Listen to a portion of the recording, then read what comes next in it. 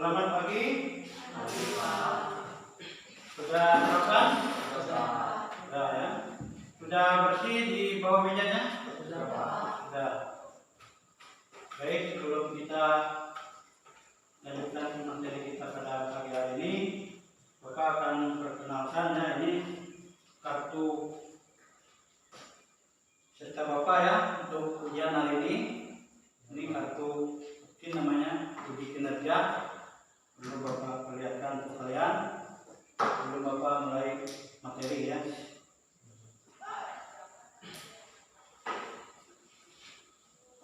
Baik, sebelum kita berdoa, kita absen dulu ya. Cecilia, Renada, Carolina, Alvin, Tristan, hadir semua ya. Tidak ada yang lupa. Baik, sebelum kita mulai kegiatan kita pada pagi hari ini ya, seperti biasa kita berdoa yang akan dibawakan oleh Siswi Carolina ya. Untuk Siswi Carolina silakan.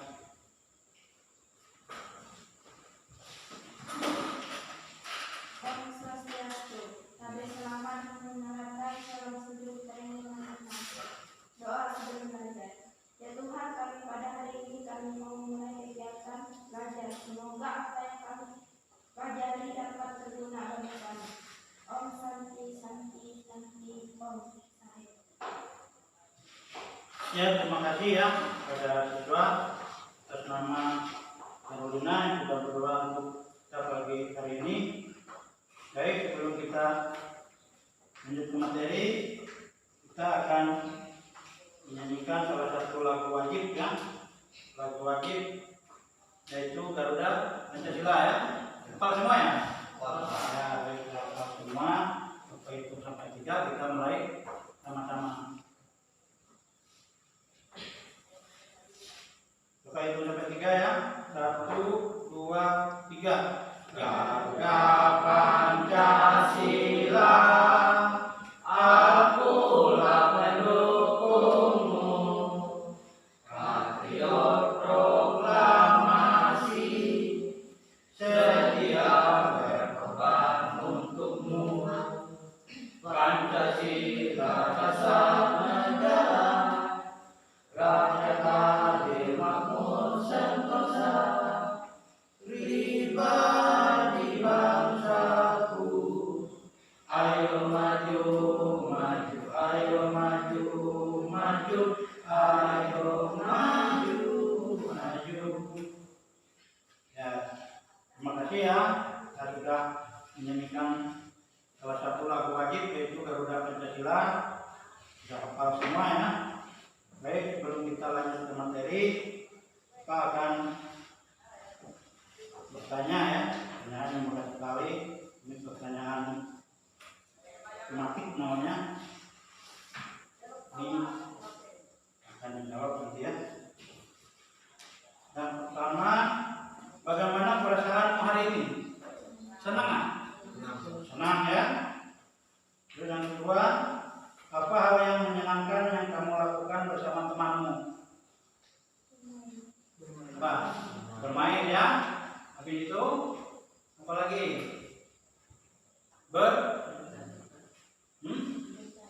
Bercanda, bercerita ya.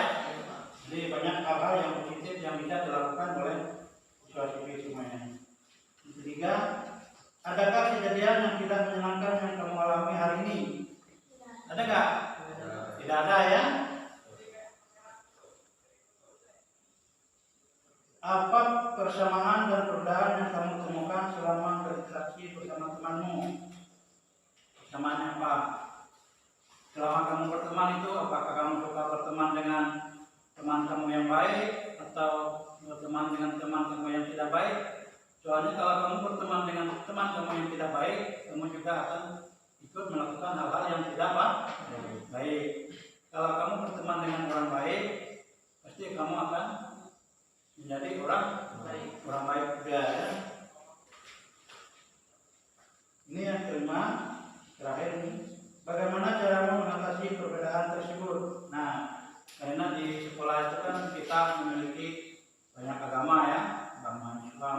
Kristen, Hindu, Buddha, banyak yang lainnya. Tapi di tempat kita cuma ada Islam, Kristen dengan Hindu ya. Nah, bagaimana cara mengatasi perbedaan tersebut? Jangan sampai kamu tidak mau berteman dengan orang yang beragama lain, karena apa? Mereka juga manusia ya. Jadi memilih teman itu jangan suka memilih teman yang memandang agamanya terus kamu tidak mau berteman dengan dia, itu nggak boleh ya. Boleh dilarang oleh agama. Siapapun agamanya, apapun agamanya, kita harus berteman dengan dia ya.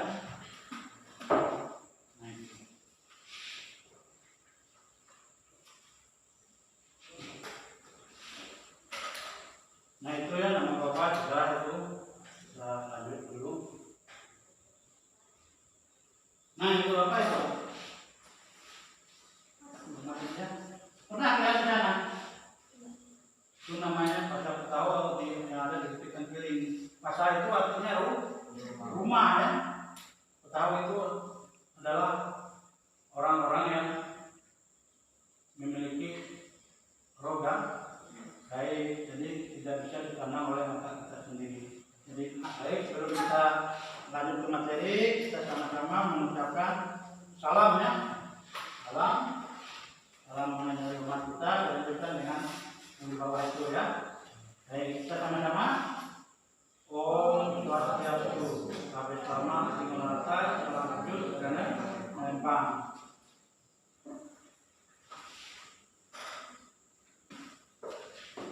Apa itu pengertian dari Weda ya? Nah itu mungkin sudah pernah disampaikan sebelumnya ya. Pengertian daripada Weda ya. Jadi apa yang disampaikan oleh Bapak Ibu guru di sekolah itu, dia menyampaikan ilmu pengetahuan kepada siswa ya. Kalau disampaikan itu baik, itu bisa diterapkan di dalam kehidupan ya, sehari-hari ya.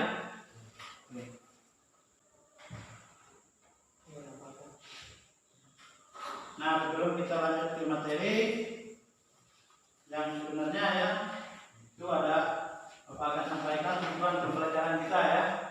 Jadi tanpa adanya tujuan pembelajaran itu, maka arah pembelajaran kita hari ini tidak terarah ya.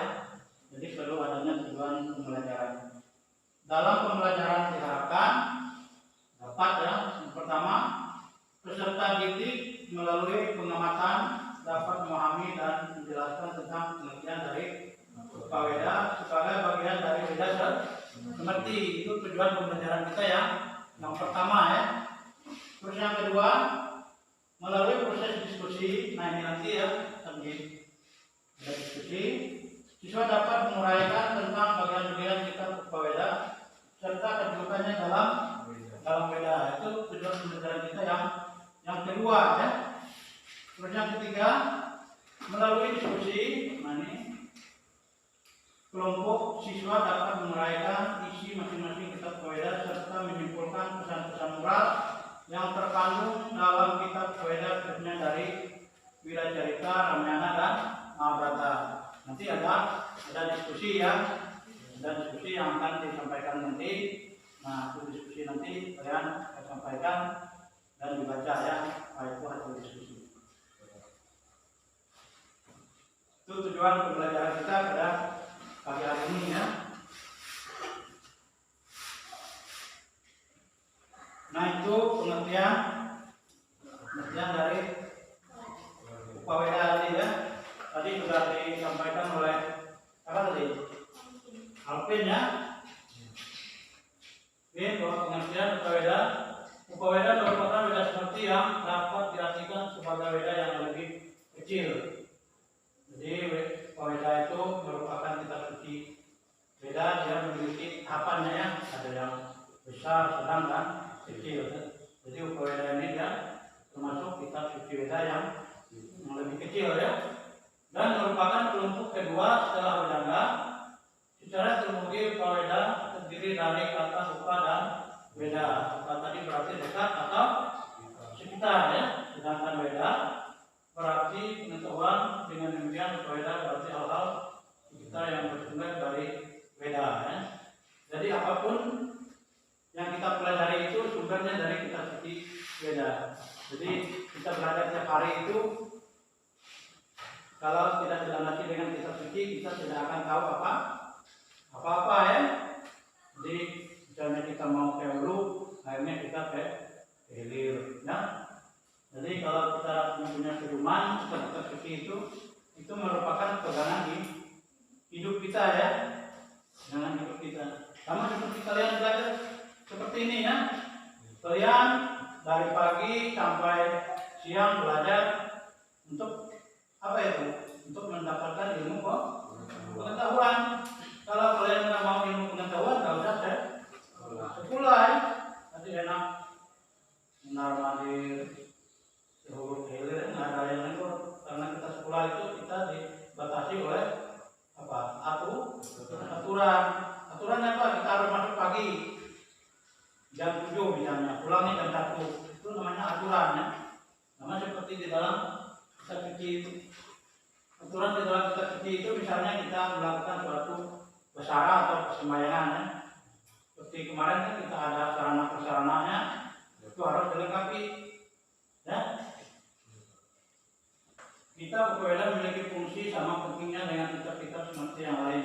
Jadi fungsinya itu sama ya. Jadi semua kitab itu memiliki fungsi dan apa? Fungsi dan pengertiannya. Ada pengertiannya seperti ini ya.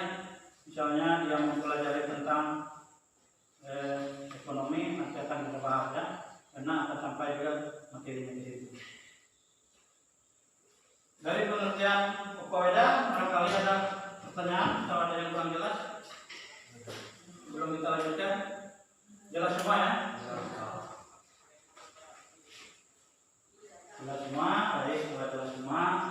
Kita akan lanjutkan ya ke materi yang berikutnya. Nah, itu gambar apa?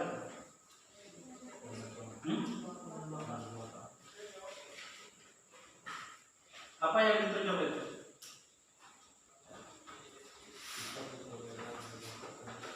Dia menunjuk bagian-bagian daripada Upaweda ya. Nah, bagian-bagian daripada Upaweda. Nah, kan bagian-bagian dari Upaweda ada nih. Nah, tahu itu ada berapa kemarin? Ada 6 ya. Ada 6. Yang pertama apa ya? Biasa. Yang kedua Purana.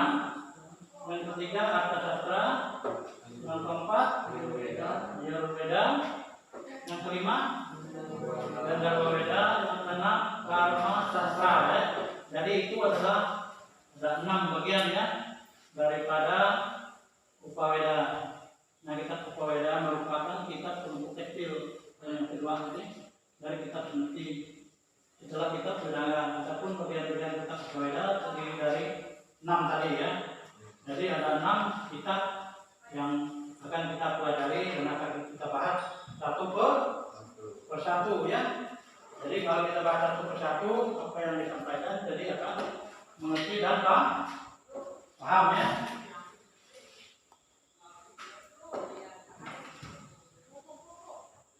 Nah, jadi yang pertama itu apa tadi? Itihasa ya. Jadi kita akan membahas tentang itihasa. Akan membahas tentang itihasa ya. Itihasa terdiri dari apa itu? 2 ekor, yakni kitab Ramayana dan Mahabharata. Nah, ini akan menjadi bahan diskusi kita nanti ya. Karena materi kita hari ini ada di diskusi ya.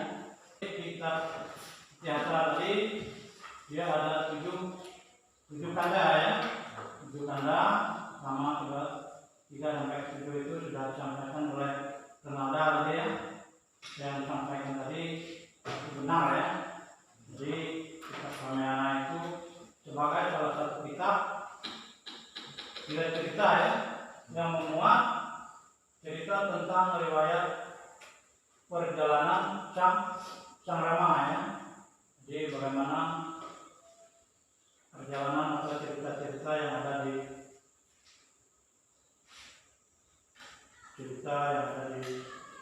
Sang Rama itu ya, yang menjelaskan bagaimana Sang Rama itu dulu dari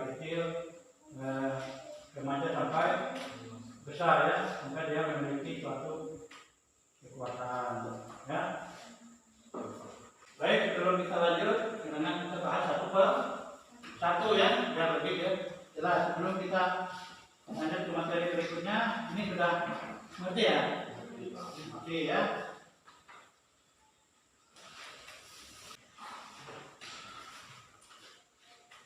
Nah ini kitab yang kedua ya. Tadi yang pertama tadi kita apa? Ramayana, yang kedua ini kitab Mahabharata. Nah mungkin setelah ini nanti kita akan diskusi ya. Diskusi nanti Bapak akan kasih materinya. Silakan diskusi nanti. Kita kasih waktu ya sebelum diskusi kita akan bahas ini dulu ya. Jadi di dalam kitab Mahabharata itu dia terdiri dari 18 parwa. Jadi nama lainnya Asta Dasapa Parwa. Kita Mahabharata itu disusun oleh Maharati Vyasa, ya, terdiri dari 18 parwa dan pada umumnya dikenal dengan Asta Dasapa Parwa. Jadi ada 18 parwa.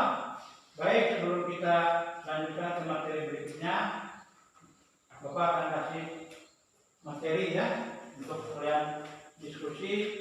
Diskusi ini kurang lebih 5 sampai 10 menit ya. 5 sampai 10 menit. Setelahnya nanti kalian bisa sampaikan hasil diskusinya ya. Ya, silakan.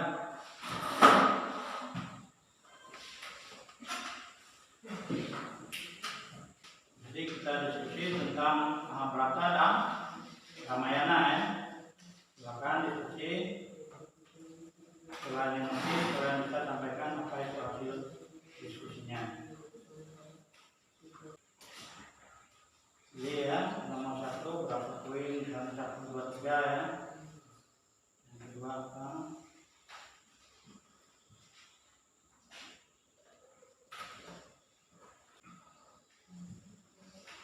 Dan sudah.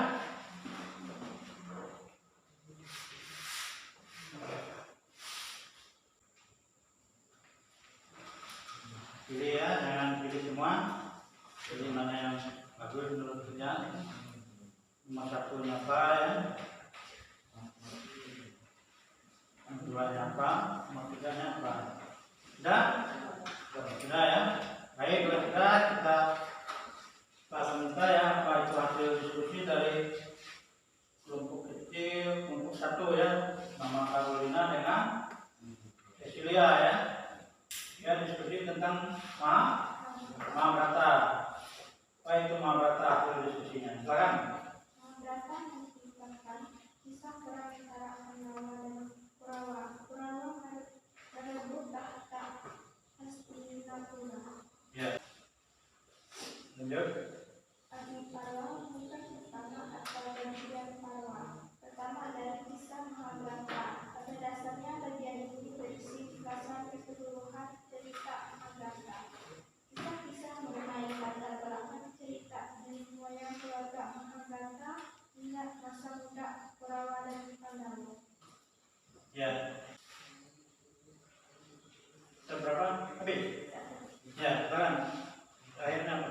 Pesan yang bisa diambil dari cerita Pandawa. Amanat yang kita peroleh dari Pandawa yaitu selalu bekerja sama, berkesan sama, kapanpun dimanapun dalam menghadapi suatu masalah, patuh terhadap ibu yang lebih setia mendampingi kelima anaknya, suka membunuhkan, menempati janji, menghormati perempuan, kejujuran adalah prinsip hidup, sederhana meskipun tak seorang kerajaan. Sudah ya? Berapa poin tadi hasil diskusinya? Ada 6. Nah, 6. Nomor 3 tadi ada? Nomor 3 hasil diskusinya ada? Poin berapa tadi? Kedua dan 6. Nah ini Bapak dapat simpulkan ya dari hasil diskusi Carolina dan Cecilia tadi ya. Itu karena ada nilai etika dan moral ya. Ada enggak? Nah, ada nilai etika dan moral. Nah, ini dapat kita simpulkan ya. Jadi di dalam Mahabharata tadi ada nilai moral yang tercantum ya. Pada kisah ini adalah nilai apa? Nilai kejujuran ya. Kejujuran. Kenapa di situ ditekankan kejujuran? Bahwa manusia itu harus hidup jujur ya. Kalau manusia itu sudah tidak jujur, misalnya kalian dari rumah berangkatnya jam berapa? Jam 6. Sampai di sekolah jam berapa? Jam 7. Terus kalau sampai di sekolah timbul jam 8. Apa kalian itu sudah jujur kan? Tidak ya. Berarti kalian sudah melanggar aturan atau kejujuran kalian itu sudah tidak ada ya. Sementara di dalam Mahabharata itu dia mengajarkan suatu kejujurannya, yaitu sebuah nilai yang sangat penting harus dimiliki semua insan itu. Tahu nggak insan itu? Insan itu sama dengan manusia ya. Nah, jadi kalau kalian mendengar insan, berarti kalian sama dengan manusia. Kenapa manusia itu harus memiliki suatu kejujuran? Karena dia lebih tinggi derajatnya dari makhluk yang lain. Misalnya makhluk yang lain seperti apa? Binatang, anjing ya. Kalau anjing itu kan kalau dia kencing beda dengan manusia ya. Pernah melihat anjing kencing? Pernah. Dia kencingnya sembarangan ya. Kalau manusia boleh kencing sembarangan, tapi dia ada rasa malu. Dia tidak mau kencing sembarangan, apalagi yang perempuan ya. Kencing sembarangan. Nah, dan nilai-nilai kepahlawanan atau dalam zaman seorang ksatria ya. Jadi di sini dia memiliki suatu nilai kepahlawanan. Kenapa kita itu memiliki nilai kepahlawanan? Kita tahu ya, pada zaman dulu kala itu sebelum kita merdeka itu, untuk memperebutkan bangsa kita ini, kita melalui suatu pengorbanan ya, pengorbanan yang sangat luar biasa ya, penuh dengan tumpah darah. Nah, itu ya hasil diskusi dari kelompok Cecilia dan Carolina tadi. Silakan disampaikan hasil diskusi kelompok 2 ya tentang Ramayana. Silakan. Secara berdasarkan dari ini masyarakat India bahwa Ramayana ditulis jauh lebih dahulu dibandingkan dengan Mahabharata.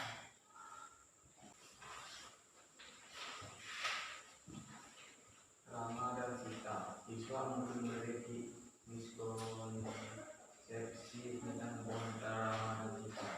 Mereka harus tahu bahwa Rama dan Sita adalah pasangan suami istri yang sangat mencintai satu sama lain, dan cerita mereka adalah tentang kesetiaan dan cinta yang mendalam.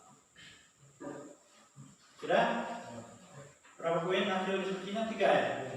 3 ya, nggak apa-apa. Yang penting ada ya. Tadi sudah disampaikan bahwa hasil diskusi tentang materi Ramayana tadi ya. Ramayana sudah disampaikan oleh kelompok 2 ya. Di sini Bapak dapat sampaikan ya bahwa di dalam Ramayana tadi merupakan salah satu istiadat yang sangat terkenal ya, terkenal di seluruh dunia selain Mahabharata. Kedua bercerita atau epos besar ini disebut juga Arsa Kapiya yang berarti syair yang sangat indah. Tahu nggak syair itu? Syair itu sama dengan pantun. Itu memiliki syair nggak? Pantun. Pernah kalian diajarkan pantun dalam bahasa Indonesia? Pernah. Pantun itu kan banyak tong apa? Nyari bunyinya. Apa lagi?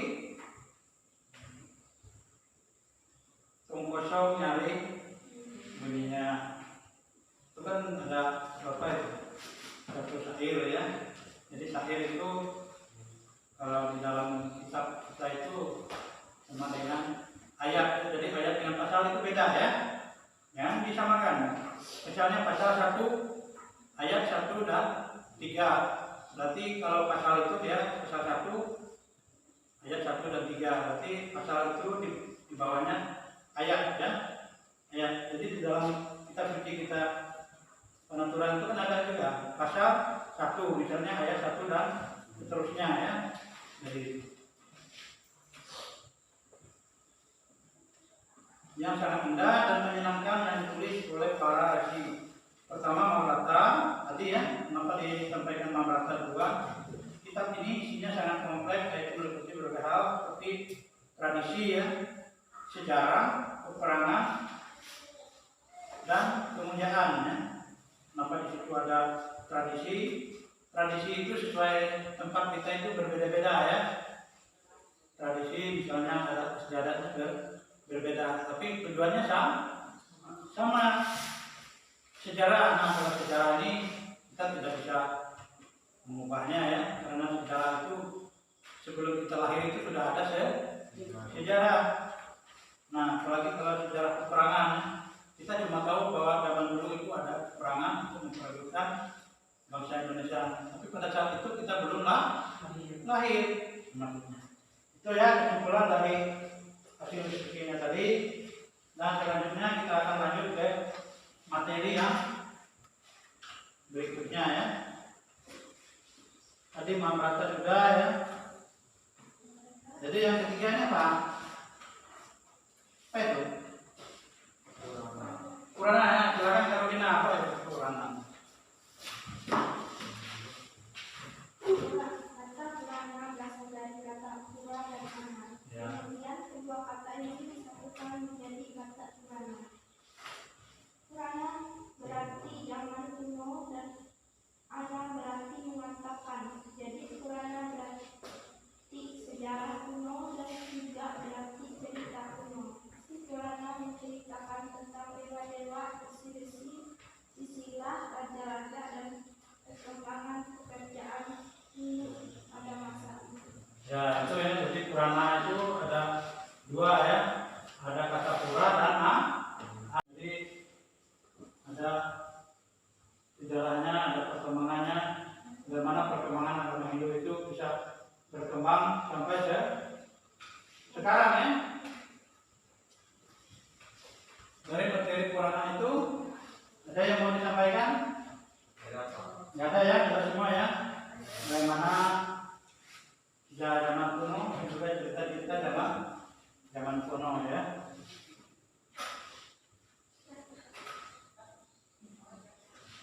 Nah, ini bagian berapa nih? 3 ke 4? 3 ya? Nah, apa ini? Nah, di situ dapat kita simpulkan ya. Jadi Arta Sastra atau Atharwaveda ini dia menceritakan atau menjelaskan tentang apa itu? Ilmu politik ya, ilmu politik. Jadi sesuai dengan perkembangan sekarang ya, ini namanya tahun apa nih? Tahun politik ya. Sekarang ini tahun politik. Ini yang selanjutnya pertanian ya. Jadi jangan anggap remeh seorang petani itu. Kalau tidak ada petani itu kita tidak bisa makan. Walaupun kita kerjanya pegawai negeri dan sebagainya ya, kalau kita merawat petani itu kita tidak bisa makan. Jadi di sini orang tuanya ada juga yang petani. Ada ya, bapak juga orang tuanya petani. Jadi petani itu tidak ada penghasilan yang menetap. Kalau dia kerja bercocok tanam dan sebagainya, misalnya dia nanam apa? Padi ya. Padi hasilnya apa padi? Beras ya. Kalau digiling hingga dia jadi beras, nggak bisa dia jadi beras langsung ya. Harus melalui proses. Nah, selanjutnya itu ilmu sosial. Kenapa manusia itu dikatakan sebagai makhluk sosial? Kenapa itu? Manusia dikatakan sebagai makhluk sosial karena manusia tidak bisa hidup sendiri tanpa adanya bantuan orang lain. Misalnya kamu sakit, ambil contoh di HP-nya ini tidak contoh, mudah-mudahan enggak ya. Dia sakit kepala, dia jelas minta bantuan dengan nampan untuk mengangkat dia pulang. Itu namanya apa tadi? Sosial. Jadi manusia itu dikatakan sebagai makhluk sosial. Jadi dia tidak bisa hidup sendiri tanpa adanya bantuan orang lain. Itu salah satu contohnya. Kita sakit, kita tidak bisa membantu diri kita sendiri. kalau tidak ditolong oleh orang lain ya. Nah di situ ada bayangkan ya 1 juta sloka dan ditulis oleh si Anakya. Jadi 1 juta sloka itu berarti banyak ya, banyak 1 juta cerita ya, cerita dari 1 sampai 1 juta. Kalau kita itu disuruh bercerita ya, 1 aja susah ya, benar nggak? Misalnya Bapak suruh kalian bercerita dari perjalanan kalian dari rumah sampai ke sekolah. Pertama sebelum kalian berangkat itu kan kalian harus apa? Bangun tidur, bersihkan tempat tidur, mandi, baru makan, habis itu pasang baju pakaian, baru berangkat. Enak kalau berangkatnya pakai apa? Pakai sepeda motor atau sepeda kalian jalan kaki. Itu yang bisa lambat ya, lambat sampai. Misalnya berangkatnya jam 6 sampai sekolah bisa jadi jam 8, sementara orang lain sudah masuk. Dalam kitab Ayurveda menjelaskan pula ilmu tentang kesehatan jiwa dan jasmani ya. Jadi jiwa itu apa? Termasuk badan kita ini ya. Jadi badan kita ini jiwa dan raga. Kalau sudah jiwa dan raga kita ini sudah tidak berfungsi, berarti kita sudah mati. Pernah lihat orang mati? Nah, pernah. Itu kalian membayangkan bahwa manusia itu bisa mati. Jadi kalau manusia itu bisa mati, kalau kalian memiliki harta yang banyak, jangan terlalu sombong. Kenapa? Karena apapun yang ada di dunia ini semua titipan dari Tuhan. Jadi kalau kita memiliki suatu kelebihan dan memiliki suatu harta itu kita harus bersyukur karena itu disuruh dititipkan kepada kita untuk kita merawatnya, jangan kita merusaknya ya. Di samping pengetahuan tentang jenis-jenis tumbuhan yang dapat dipergunakan sebagai obat, jadi tumbuh-tumbuhan itu banyak ya yang dapat kita jadikan sebagai obat untuk mengobati berbagai macam penyakit ya. Sampai sekarang masih tidak ada orang tuanya yang menggunakan obat tradisional. Kalau Bapak masih ya, misalnya ada penyakit ini disuruh orang mencari kayu ini misalnya ya, Bapak akan cari. Terkadang obat tradisional itu lebih mujarab ya, atau lebih paten daripada obat yang diberikan oleh dokter atau perawat ya. Kalau kita percaya, kalau kita cari itu, kita harus mempercayai bahwa dia itu bisa mengobati penyakit yang kita miliki ya. Nah, sahabat itu belum kita lihat sahabatnya jelas ini ya. Jelas. Itu sisa berapa poin itu yang belum dibahas? Dua ya. Berarti ini yang kelimanya ya. Ini apa ya? Narwaweda. Nah itu Narwaweda ya merupakan Narwaweda dari kitab Samaweda, artinya secara umum tentang pengetahuan Samadana, yaitu pengetahuan untuk melakukan mantra. Nah kalau kita melakukan mantra seperti yang kita lakukan minggu kemarin, apa itu? Kita melakukan apa ini? Melakukan apa kemarin? Kadayu ya, kadayu kalau di dalam Hindu secara umum itu namanya kidung ya, kidung. Jadi kalau kita itu mantra juga bisa ya.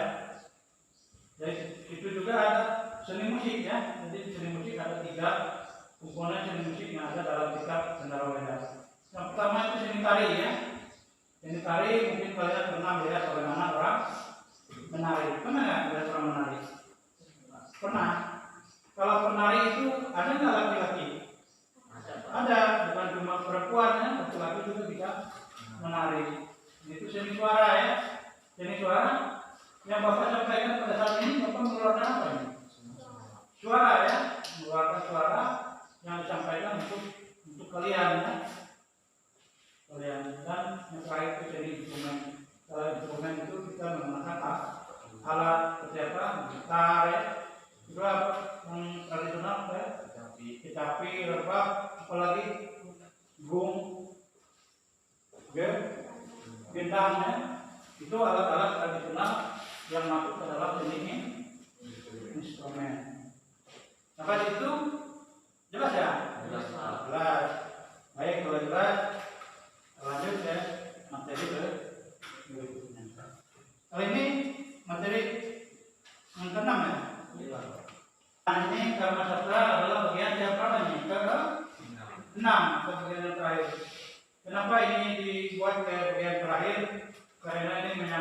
adalah apa itu? Asmara. Ya. Jadi kenapa materi ini perlu disampaikan untuk umur-umur kalian seperti ini supaya kalian lebih tahu dan mengerti ya. Apa yang Bapak sampaikan? Barangkali ada yang mau ditanyakan, nanti ada Bapak kasih soal ya seperti kemarin. Mudah-mudahan ini cepat nanti ya jawabnya karena sudah disampaikan. Kalau bisa dilanjutkan jawabannya kemarin biar tidak lambat ngumpulnya ya. Nggak ada yang ditanya. Nah ini ya, ini yang belum Bapak jelaskan tadi tentang apa ini? Karena kita sampai sini ya. Kodifikasi kita apa itu? Kitab Weda ya. Jadi kitab itu ada Weda, Suruti dan Smrti. Kalau kalian Suruti itu apa? Suruti itu. Carolina. Mantra, Samhita, apa itu? Benar. Nah ini Bapak akan simpulkan dari apa yang Bapak sampaikan tadi. Demikianlah konsep nilai yang diajarkan dalam Weda yang merupakan bagian kitab yang tidak dipisahkan dari Weda. Jadi Weda itu tidak bisa dipisahkan dari kitab Buku Weda. Nah untuk umpan baliknya dari dijawab ya, dijawab masing-masing di buku lembaran. Kalau bisa cepatnya waktunya 5 sampai 10 menit. Setelah ini dikumpulkan. Silakan.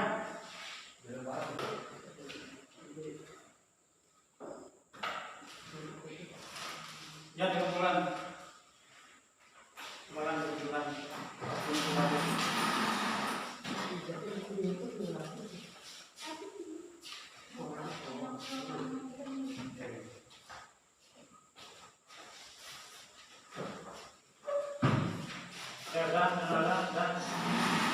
Dan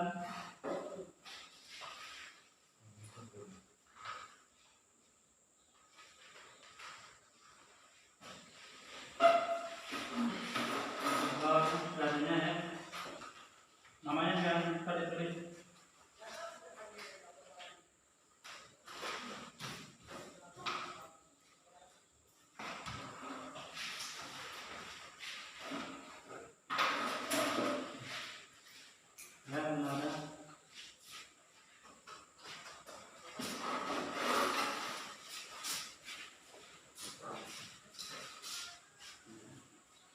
Baik, Bapak minta ya untuk pelajaran kita hari ini dipelajari lagi di rumah ya.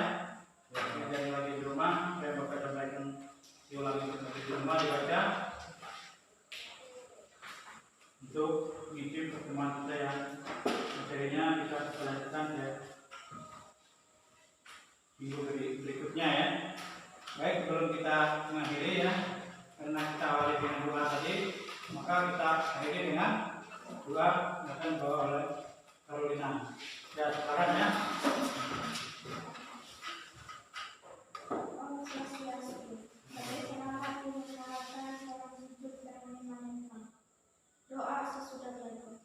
Ya Tuhan, kami pada hari ini kami sudah melaksanakan kegiatan belajar mengajar, semoga apa yang kami pelajari dapat bermanfaat dan berguna bagi kami. Om Santi Om. Ya, terima kasih ya kepada siswi atas nama Maulina yang telah membawa kita dalam doa untuk mengakhiri kegiatan kita belajar kita hari ini. Nah, untuk mengakhiri kegiatan belajar kita hari ini, kita sama-sama mengucapkan Prama Santi ya. Om Santi, Santi, Santi, Om Santi. Terima kasih. Silakan.